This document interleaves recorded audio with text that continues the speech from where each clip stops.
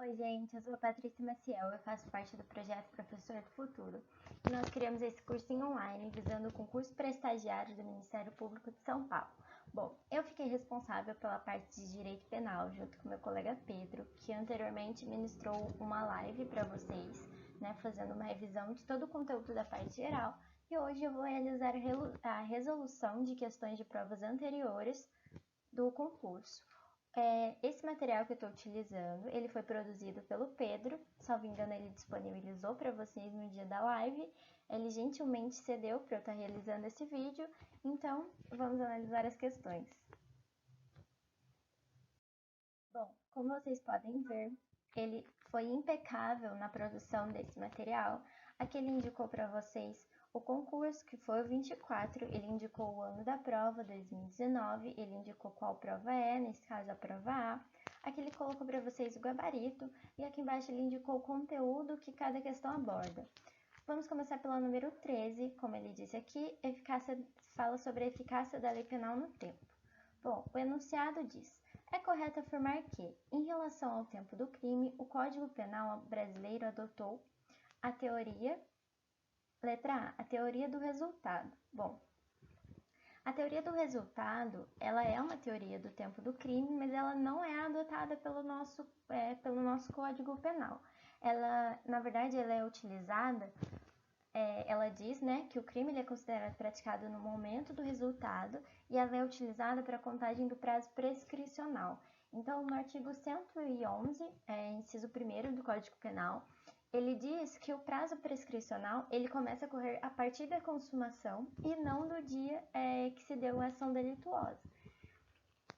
Aí nós temos a alternativa B, fala sobre a teoria da atividade. Bom, essa tá certa, essa é a teoria adotada pelo nosso ordenamento e ela diz que o crime ele é considerado praticado no momento da conduta comissiva ou omissiva. Aí a gente tem na alternativa C a teoria da ubiquidade, ela não é adotada, ela nada mais é do que uma junção da teoria do resultado com a teoria da atividade, porque ela diz que o crime ele é considerado praticado no momento da conduta e no momento do resultado. Vamos analisar a letra D, o princípio da retroatividade em pégios. Bom, no artigo 5º da Constituição Federal, nós temos a previsão do princípio da irretroatividade. Esse princípio significa que a lei penal ela não retroage, salvo em benefício do réu.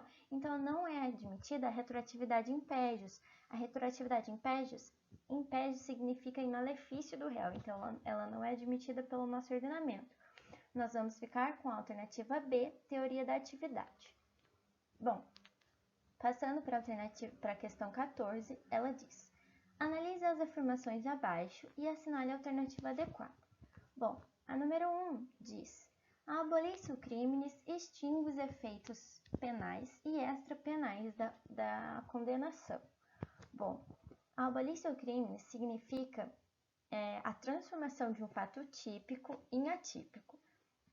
O artigo 2º do Código Penal diz que cessa a execução e somente os efeitos penais, primários e secundários da sentença penal condenatória. Então, o que isso significa? Que subsistem os efeitos extrapenais. Os efeitos extrapenais eles estão positivados nos artigos 91 e 92 do Código Penal e eles não vão ser alcançados pela lei discriminadora, tá? Então, essa está errada. Vamos para a número 2. A número 2 diz: nos crimes comissivos, existe a previsão de um comportamento positivo que, se realizado, resultará em tese na configuração do tipo penal. Os crimes omissivos estão divididos em próprios e impróprios. Essa tá certinha. Os crimes comissivos, eles derivam de um comportamento positivo do agente. Por exemplo, o homicídio, que diz matar alguém, é uma ação do agente. E também tem os omissivos, quando se tem uma abstenção de comportamento do agente. E aí a gente divide em próprio, quando o agente ele não possui o dever de agir. Então, ele vai responder só pela omissão e não pelo resultado. Então, se você deixa de prestar socorro para alguém, você vai responder pela omissão de socorro e não pela eventual morte da pessoa, se ela vier a falecer. Bom, a segunda parte ele é dividido em próprio, que eu disse para vocês, e impróprio, ou também chamado de comissivo por omissão, que é quando a gente ele tem o dever de agir para evitar o resultado. Então, ele vai responder pelo resultado. A omissão, as hipóteses de quando a omissão é penalmente relevante, elas estão previstas no artigo 13 do Código Penal, no parágrafo 2º. Então, essa está certinha, o número 2 está correto. Número 3. No crime impossível, há previsão legal da infração que o agente pretende praticar, mas não alcança seu intento por absoluta ineficácia do meio ou absoluta impropriedade do objeto. Essa está verdadeira, é a perfeita definição do crime impossível, que ocorre quando o agente ele não atinge seu objetivo por absoluta ineficácia do meio, por exemplo, se ele tenta matar alguém com uma arma de brinquedo, ou por absoluta impropriedade do objeto, se ele tentar matar um cadáver. Bom, não tem como matar o que já está morto e uma arma de brinquedo não mata ninguém. Então, a número 3 está correta. A gente vai para a número 4. No crime putativo, o agente almeja praticar uma infração que não encontra respaldo em nossa legislação. O fato por ele praticado é típico e ilícito. Bom, essa está errada. Para ser típico e ilícito, precisa ter respaldo legal. A ideia é de que o crime putativo, até a parte de legislação está correta, porque o crime putativo ele é exatamente isso, é quando o agente ele pratica uma ação pensando que está cometendo um crime, quando na verdade ele realizou um irrelevante penal. Então, o fato por ele praticado não é típico e nem é ilícito. Por exemplo, se uma mulher acha que está grávida, ela pensa que ela está grávida, ela ingere uma substância abortiva. Bom, não vai ter aborto, porque não tem como você abortar sem estar grávida, entendeu? Então, essa está incorreta. Qual que vai ser a alternativa certa? Então, a 2 e a 3 somente estão corretas. Alternativa B. As afirmações 1 e 2 estão corretas e as demais estão corretas. Bom, aqui a gente segue ainda na prova de 2019, nós vamos para a questão 15. Tem um probleminha, ele fala: Sebastião, Joaquim e Pedro, no dia 21 de setembro de 2018, sequestraram a vítima Marta, a fim de conseguirem valor de resgate. Nessa época, estava em vigor a Lei Alfa, que determinava a pena para o delito, praticado pelos agentes. Ocorre que, 5 dias depois, em 26 de setembro de 2018, enquanto os agentes permaneciam com a vítima privada de sua liberdade e negociavam seu resgate, entrou em vigor a Lei Beta, que agravou a pena do crime, aumentando-a de metade. A vítima somente foi libertada no dia 2 de outubro de 2018. Nessa situação hipotética, em caso de condenação, qual lei deverá ser aplicada e sobre qual justificativa?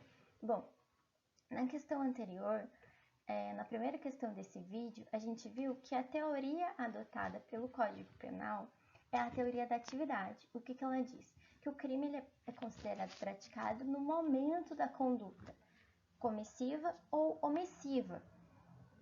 Então, se ele é considerado praticado no momento da conduta comissiva ou omissiva, e aqui se trata de sequestro. O sequestro é o quê? O sequestro é um crime permanente. Isso significa que ele é um crime que ele se prolonga no tempo. Então, quando a lei Beta entrou em vigência, os agentes ainda estavam cometendo o crime, eles ainda estavam praticando a conduta, no caso, o sequestro. Então, a lei que vai ser válida é a Lei Beta. E aqui a gente não vai poder falar de novacio legis impédios, que aqui ela fala de como aumentou a pena, poderia ser considerado. Novacio legis impédios vai piorar a situação dos agentes, né? Porque a lei aumentou, a lei anterior era mais branda. Só que não vai ser novacio legis impédios, porque eles ainda estavam cometendo o crime, eles permaneciam com a vítima privada de sua liberdade. Então, a lei válida vai ser a Lei Beta, por se tratar de um sequestro, né, um crime permanente. Vamos analisar as alternativas, então. Letra A. A Lei Alfa, porque estava em vigor ao tempo da privação de liberdade. Nós já vimos que não vai ser a Lei Alfa, vai ser a Lei Beta, então descartamos essa alternativa. Aí nós temos a alternativa B. A Lei Alfa, descartamos elas também, porque nós já sabemos que é a Beta. Vamos ver a C. A lei beta, porque se trata de um crime permanente, perfeito, e não há o que se falar no vacileis impédios. É exatamente essa. Por se tratar de um crime permanente, que são aqueles onde a conduta ela se prolonga no tempo, pela teoria da atividade, que o crime ele é considerado praticado no momento da conduta, e como se trata de crime permanente, a conduta estava acontecendo quando a nova lei entrou em vigência. Então, vai ser a nova lei que vai ser aplicada, certo? Vamos analisar a letra B para ver por que não é ela, né? Que a C já está perfeitinho. D. A lei beta, porque se trata de crime instantâneo não permanente. Não, eu repeti várias vezes, inúmeras vezes, que se trata de crime permanente. Aqui está errada. Então, a gente fica com a letra C, a lei beta, porque se trata de crime permanente, não há o que se falar no vacileis impédio. Bom, nós já analisamos a questão número 15, então vamos analisar a questão número 16, que fala da teoria da pena, do cálculo da pena. Bom, o enunciado diz: assinale a alternativa incorreta. A. O Código Penal adotou, no artigo 68, o sistema trifásico para o cálculo da pena. Essa está perfeita, é exatamente o que fala o artigo 68. Bom, e aqui vale ressaltar que a gente está procurando a questão incorreta. Então, a letra A não é porque ela está certinha. Letra B. Na primeira fase, a pena base será fixada atendendo-se ao critério do artigo 59 do Código Penal, consistente nas circunstâncias judiciais. Essa também está certinha. Está perfeita, não é essa. Letra C. Na segunda fase de fixação da pena, as circunstâncias atenuantes poderão ser fixadas abaixo do mínimo legal e as agravantes acima do máximo previsto em lei. Bom, é realmente o que o juiz faz. O que ele faz? Ele adota o sistema trifásico. Então, na primeira fase, ele analisa as circunstâncias judiciais, que são as previstas no artigo 59, e depois ele analisa as circunstâncias atenuantes e agravantes. Mas a letra C, ela está errada quando ela diz abaixo do mínimo legal e acima do máximo previsto em lei. Por quê? Porque o magistrado, nessa fase, ele não pode ultrapassar os limites do mínimo e do máximo legal. Ele tem que respeitar o mínimo e o máximo legal. Então, o erro da questão está em acima do máximo previsto em lei e abaixo do mínimo legal. A letra D, vamos conferir se ela está certinha. Na terceira fase, serão consideradas as causas de diminuição e de aumento de pena previstas tanto na parte geral quanto na parte especial. Está perfeito. Então, você pode ver que é exatamente o sistema trifásico. Primeiro, ele analisa as circunstâncias judiciais, depois as circunstâncias atenuantes e agravantes, e na terceira fase, ele analisa as causas de diminuição e de aumento de pena. A gente vai ficar com a alternativa C, porque ela está errada, no abaixo do mínimo legal e no acima do previsto em lei. O juiz deve obedecer, ele não pode ultrapassar, né, os limites do mínimo e do máximo legal. Bom, vamos para o próximo slide. Aqui, como vocês podem notar, se trata do concurso 23, a prova do ano de 2018. A gente vai analisar a questão 14. O enunciado diz: leia atentamente os enunciados abaixo e responda. Número 1. Considera esse crime consumado aquele que reúne todos os elementos de sua definição legal. Está correto, esse é o conceito perfeito de crime consumado. Vamos analisar a número 2. Considera esse crime tentado aquele que, uma vez iniciada sua execução, não se consuma por vontade própria do agente. Bom, a tentativa é quando o agente ele inicia a execução do crime, mas ele não chega à consumação por circunstâncias alheias à sua vontade. Então, essa questão está errada. Aqui fala não se consuma por vontade própria do agente. Esse conceito, na verdade, ele caracteriza a desistência voluntária, que é quando o agente ele inicia os atos executórios, mas ele não termina. Ou seja, no meio dos atos, ele para e desiste por vontade própria. Por exemplo, eu quero matar alguém, eu disparo contra a pessoa, daí eu desisto e vou embora. Eu desisti. Agora, na tentativa, eu tô indo lá matar alguém, tô aqui, vou parar de disparar, chega a polícia e me desarma. circunstâncias alheias à minha vontade. Então, é por isso que essa opção está errada. Na tentativa, são circunstâncias alheias à vontade do agente. Vontade própria caracteriza a desistência voluntária. Número 3. Considera-se crime impossível aquele que não se põe na tentativa por ineficácia absoluta do meio ou por absoluta impropriedade do objeto. Essa é verdadeira. Nós já falamos aqui nesse vídeo sobre o crime impossível. Eu já dei até exemplo, né, de quando do que é ineficácia absoluta do meio e do que é absoluta impropriedade do objeto. Essa está certinho, conceito de crime impossível. Vamos analisar a 4. O crime é doloso quando o agente ele quis o resultado, que seria isso, dolo direto, ou assumiu o risco de produzi-lo, dolo indireto. Essa também está certa. Vamos analisar a 5. As modalidades dos crimes culposos são apenas imprudência e imperícia. Bom, essa está errada. No artigo 18 do Código Penal, consta a previsão do crime culposo. Essa previsão diz que não há crime se a conduta for a esperada, se for a conduta do homem médio. Então, ou seja, vai haver culpa quando o resultado ele decorrer de uma inobservância do dever objetivo de cuidado. E aí vai se desdobrar em 3 hipóteses. Aqui a questão só fala de 2, imprudência e imperícia. As 3 hipóteses são a imprudência, que consiste em realizar uma ação sem cuidado necessário. Então, é um ato positivo, um fazer. Por exemplo, quando você realiza uma ultrapassagem proibida, quando você dirige com excesso de velocidade. Aí a gente tem a segunda hipótese, que é a negligência. A negligência é uma omissão, não é mais uma ação. Então, é quando você deixa de tomar os cuidados devidos antes de começar a agir. Por exemplo, você deixa de reparar os pneus e verificar os freios antes de viajar. Está em Ubatuba, meu colega, e você não verificou os freios, entendeu? Negligência.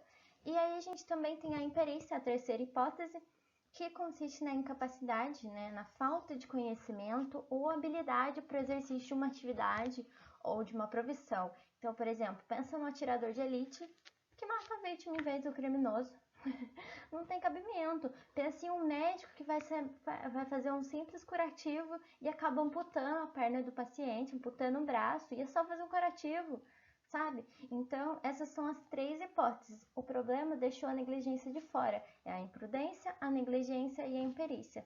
Eles estão previstos no artigo 18 do Código Penal. Então, como a gente fica em relação às alternativas? A gente fica com a letra C. Os enunciados 1, 3 e 4 são corretos. Aí a gente passa para a alternativa 15. Bom, a alternativa 15 diz: quanto ao critério de cálculo de pena, pode-se dizer que o Código Penal adotou o critério letra A, trifásico. Exatamente, está previsto no artigo 68 do Código Penal. A gente viu na questão anterior, né? E ele diz assim: a pena base ela vai ser fixada atendendo aos critérios do artigo 59 deste código, que são as circunstâncias judiciais. Em seguida serão consideradas as circunstâncias atenuantes e agravantes. E por último, as causas de diminuição e de aumento de pena. Perfeito, é isso mesmo. E aí as outras alternativas a gente descarta, letra B monofásico, letra C bifásico, D nenhuma das anteriores. É o critério trifásico mesmo, artigo 68 do Código Penal. Bom, vamos para a alternativa 16. Alternativa 16, no enunciado diz: não há crime quando o agente pratica o fato.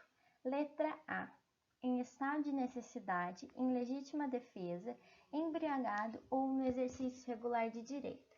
Bom, estado de necessidade está certo, legítima defesa e exercício regular do direito. O problema aqui é o embriagado. Por quê? Bom, o que é a embriaguez? A embriaguez ela é a exclusão da capacidade de entendimento e de vontade do agente, em virtude de uma intoxicação aguda e transitória causada por álcool ou qualquer substância de efeito psicotrópico, sejam elas entorpecentes, como a morfina ou o ópio, ou sejam elas estimulantes, como a cocaína ou os alucinógenos. A embriaguez ela se divide em 3 fases: a excitação, a depressão e o sono. Existem diversas espécies de embriaguez, mas a que nos interessa aqui e a que caracteriza a excludente de culpabilidade é a completa. Então, é aquela onde o agente ele tem a sua capacidade totalmente retirada e que ocorre de forma acidental, ou seja, que acontece por caso fortuito. Então, por exemplo, você vai numa festa e alguém coloca um Boa Noite Cinderela na sua bebida. Ou então por força maior, quando alguém obriga você a beber ou a se drogar. A embriaguez ela encontra previsão no artigo 28 do Código Penal. Olhe como o artigo fala. Artigo 28. Não exclui a imputabilidade penal. Inciso 2. A embriaguez voluntária ou culposa pelo álcool ou substâncias de efeitos análogos. E aí, o parágrafo 1º vem falando da embriaguez completa e voluntária. É isento de pena, então ela é uma excludente de culpabilidade, o agente que, por embriaguez completa, proveniente de caso fortuito ou força maior, que caracteriza acidental, era, ao tempo da ação ou da omissão, inteiramente incapaz de entender o caráter ilícito do fato ou de determinar-se de acordo com esse entendimento. Então, aqui só fala embriagado, não fala embriaguez completa e acidental, que seria um excludente, né, da culpabilidade. Só fala embriaguez, e como a gente viu no artigo 28, não exclui a imputabilidade penal. Vamos passar para a letra B. Em legítima defesa, embriagado, a gente já descarta, porque a gente já viu que embriagado não vai continuar havendo crime. Aí a gente vai para a letra C. Em estado de necessidade, certinho. Em legítima defesa, certinho. Em estrito cumprimento do dever legal, certinho. Ou no exercício regular de direito, perfeito, exatamente. Não vai haver crime quando a gente pratica o fato em qualquer dessas possibilidades, em qualquer dessas circunstâncias. Mas eu acho importante abrir um parêntese para a gente falar de cada uma delas. O estado de necessidade, ele se caracteriza quando alguém em uma situação de perigo atual sacrifica um bem jurídico para salvar outro. Então, por exemplo, o pedestre ele se joga na frente do carro. Aí, para salvar essa pessoa, o motorista ele desvia o carro e bate em outro carro que está estacionado. Para preservar a vida, ele sacrificou um bem material.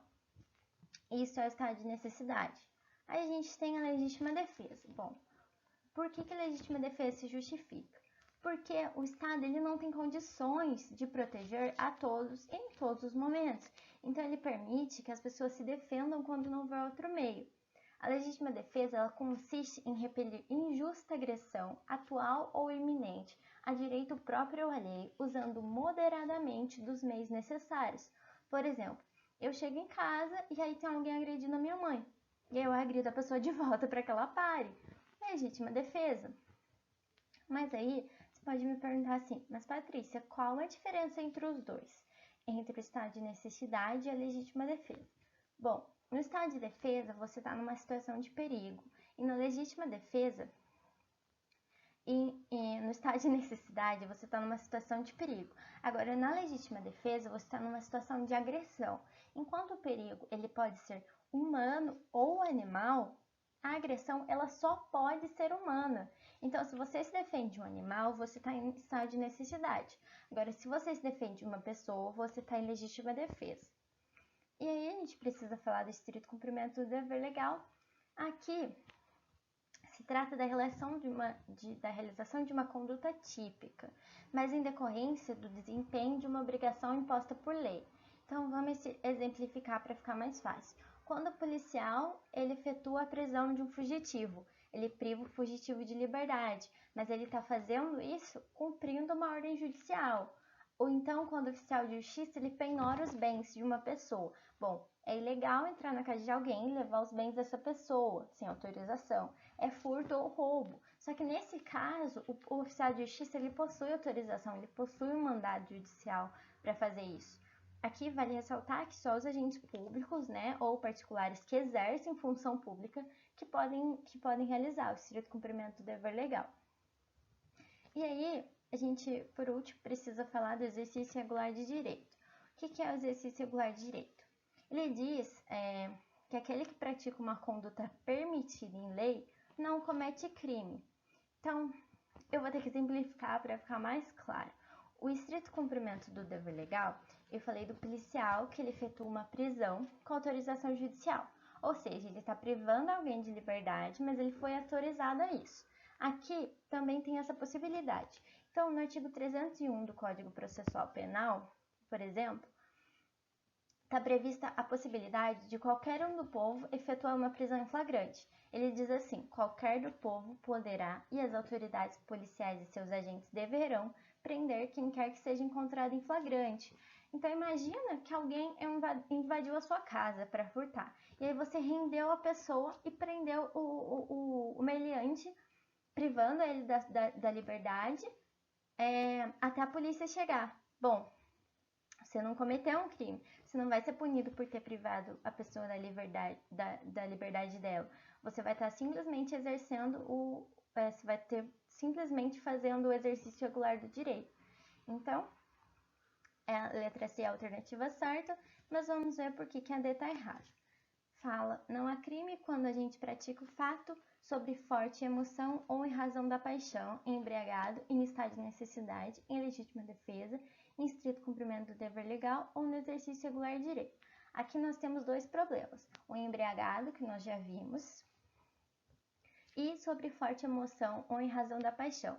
No mesmo artigo da embriaguez, que é o artigo 28, no inciso 1º, ele indica que não exclui a imputabilidade a emoção ou a paixão. Então, quem pratica o fato sob forte emoção ou em razão da paixão comete crime sim, essa está incorreta. Então, nós vamos ficar mesmo com a alternativa C. Estado de necessidade, legítima defesa, em estrito cumprimento de dever legal ou no exercício regular de direito, não há crime. Vamos para a questão 17. A 17 diz: a respeito das penas, é correto afirmar: as penas são privativas de liberdade, restritivas de direitos e multa. Perfeito, é exatamente o que o artigo 32 do Código Penal diz. Número 2. As penas restritivas de direitos são a prestação pecuniária, a perda de bens e valores, a prestação de serviço à comunidade ou a entidades públicas, a interdição temporária de direitos e a limitação de fim de semana. Perfeito também, exatamente como diz o artigo 43 do Código Penal. E a número 3, que fala: a multa deve ser paga dentro de 10 dias depois de transitada e julgada a sentença. A requerimento do condenado e conforme as circunstâncias, o juiz pode permitir que o pagamento se realize em parcelas mensais. Também está perfeito, é o que o artigo 50 do Código Penal traduz. Bom, então a gente fica com a alternativa D. Todos os enunciados estão corretos. Vamos para o próximo slide. Bom, gente, nós vamos analisar a questão 18. Sobre a aplicação da lei penal, assinale a alternativa correta. Número 1. Considera-se praticado o crime no momento da ação ou omissão, ainda que outro seja o momento do resultado. Essa é verdadeira, está perfeita, é o conceito da teoria da atividade que nós já vimos ainda nesse vídeo. Número 2. Não há crime se lei anterior que defina, não há pena sem prévia combinação legal. É verdade, esse é o artigo 1º do Código Penal, o enunciado diz exatamente isso. E bom, se você foi aluno da professora Luzia, você já sabia que essa é verdadeira. Número 3. Ninguém pode ser punido por fato que lei posterior deixe de considerar crime, cessando em virtude dela a execução. Até essa vírgula está perfeito, é o enunciado do artigo 2º do Código Penal. O problema está aqui, permanecendo apenas os efeitos da sentença condenatória.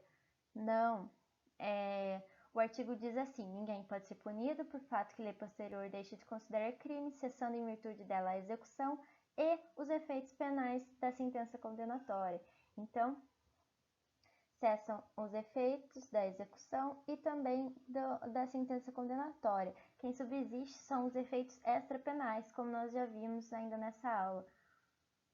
Então, como nós ficamos de alternativa, a gente fica com a letra B. Apenas os enunciados 1 e 2 estão corretos. vamos para o próximo slide. Bom, aqui nós vamos analisar a questão 21.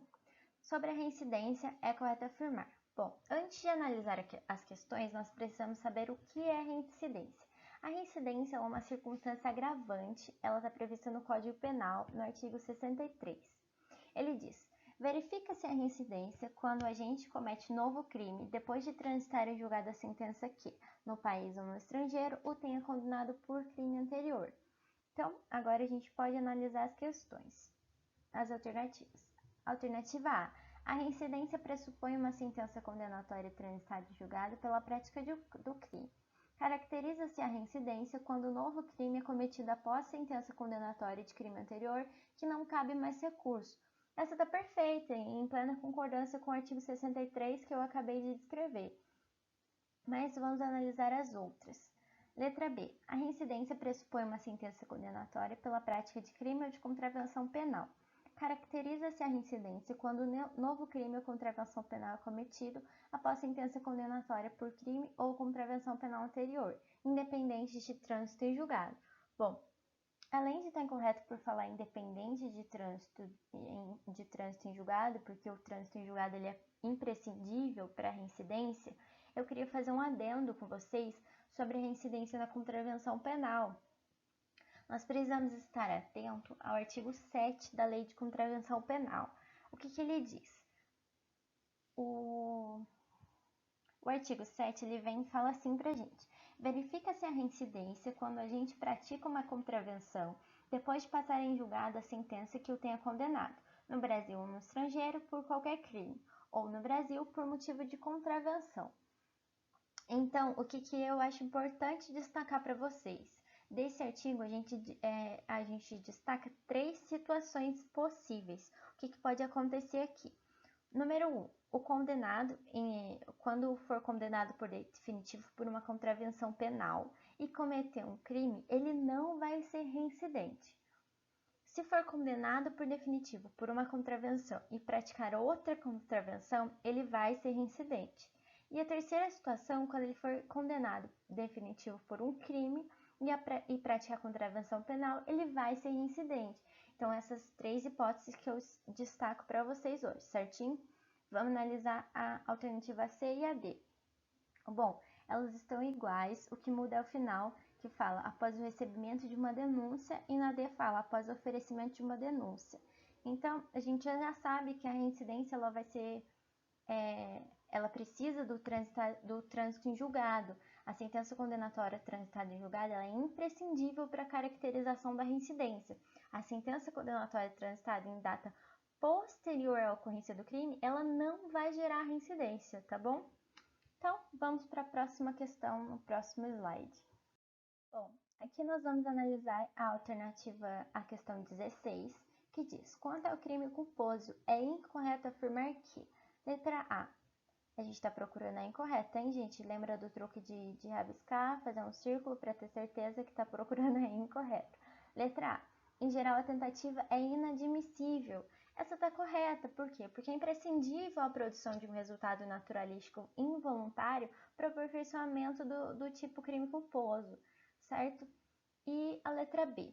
Não há compensação de culpas no direito penal, tá certinho? Não há mesmo compensação de culpas. Letra C. Não pode ocorrer concurso de pessoas. Quanto ao crime culposo, pode ocorrer concurso de pessoas. Vai ocorrer quando várias pessoas contribuírem para a prática de uma infração culposamente. E aí todas elas vão responder pelo ilícito. Então, pode sim, essa é a incorreta. Mas vamos analisar a letra D. Ela diz que os crimes são, em regra, dolosos. Assim, somente ocorrerá crime culposo quando o fato for expressamente previsto em lei. Perfeito, é o que o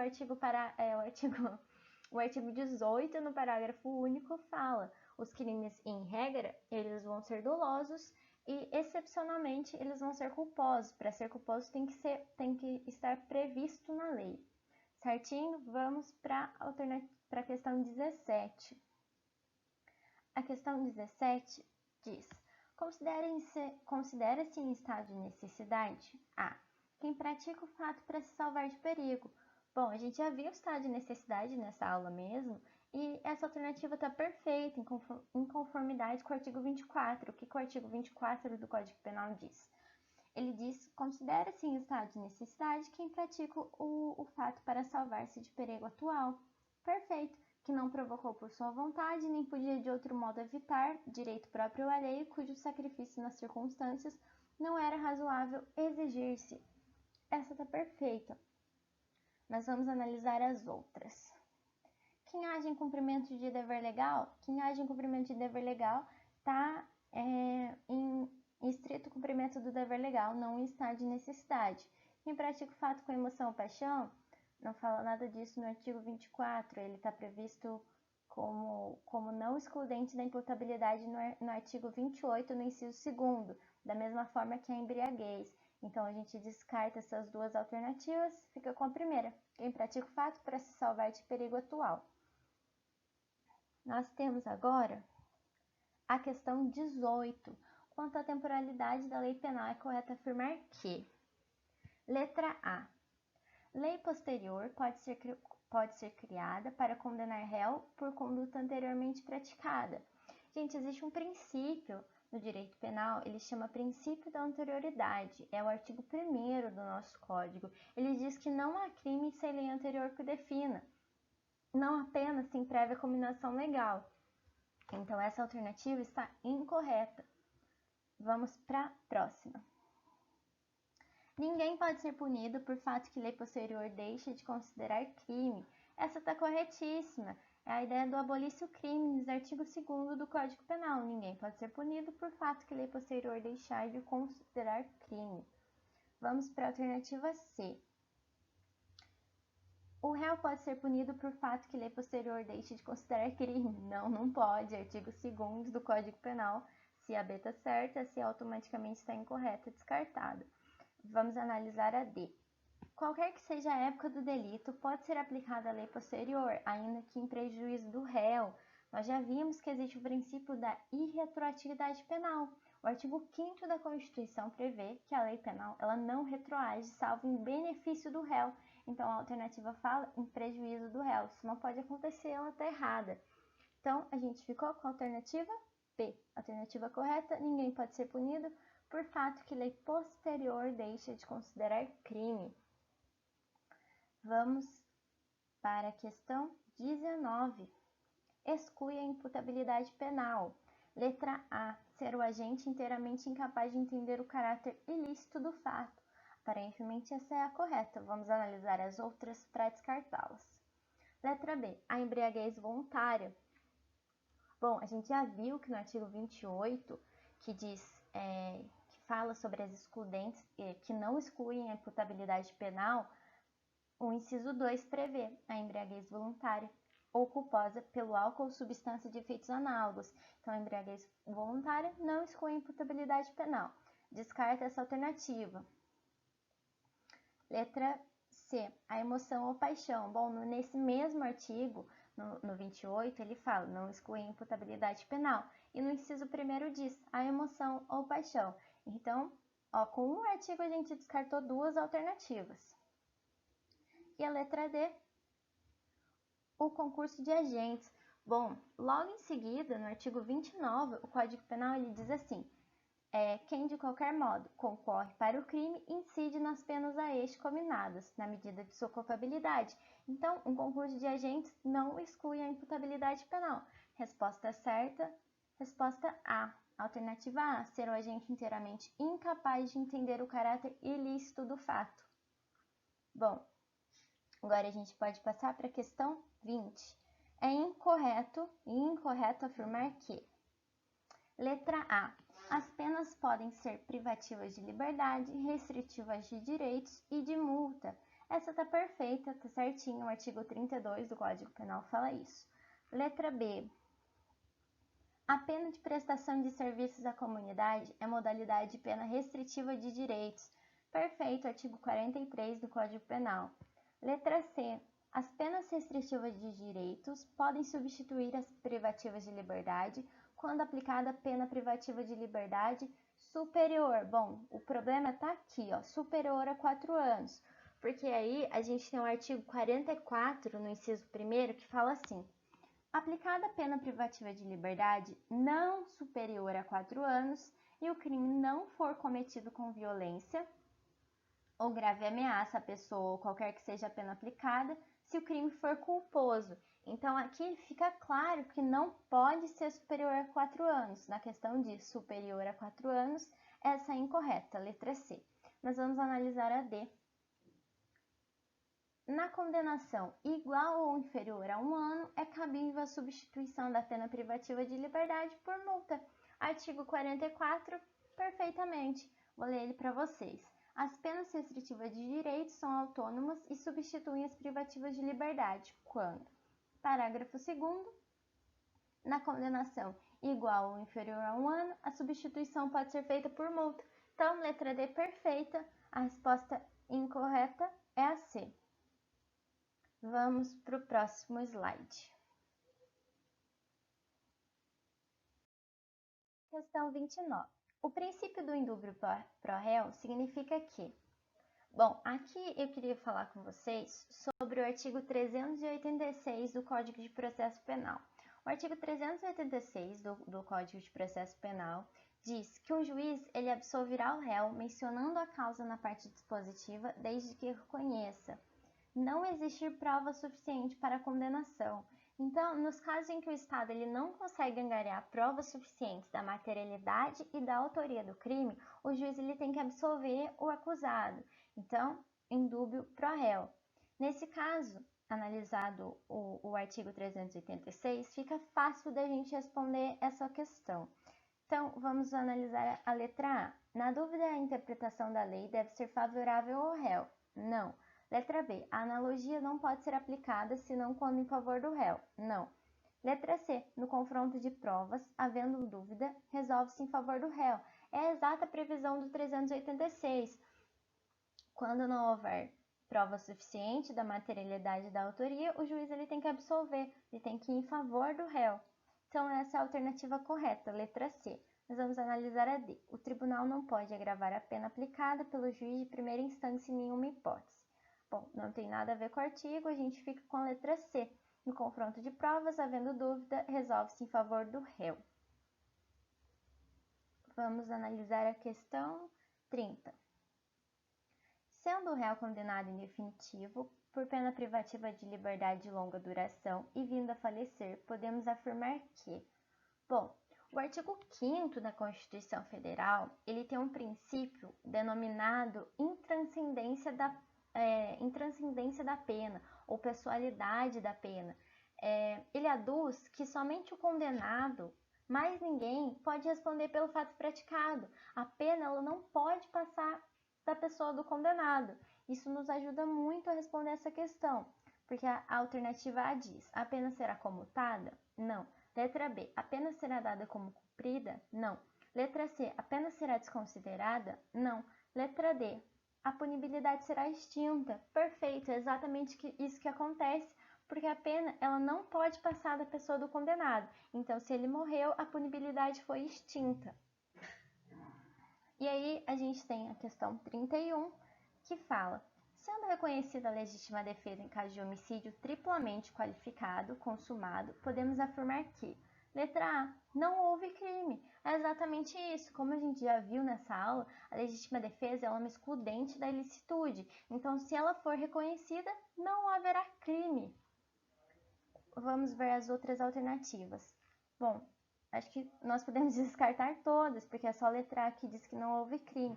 A letra B fala que houve, a letra C fala que houve, e a letra D também fala que houve. Ficamos com a letra A, não houve crime. Vamos para o próximo slide.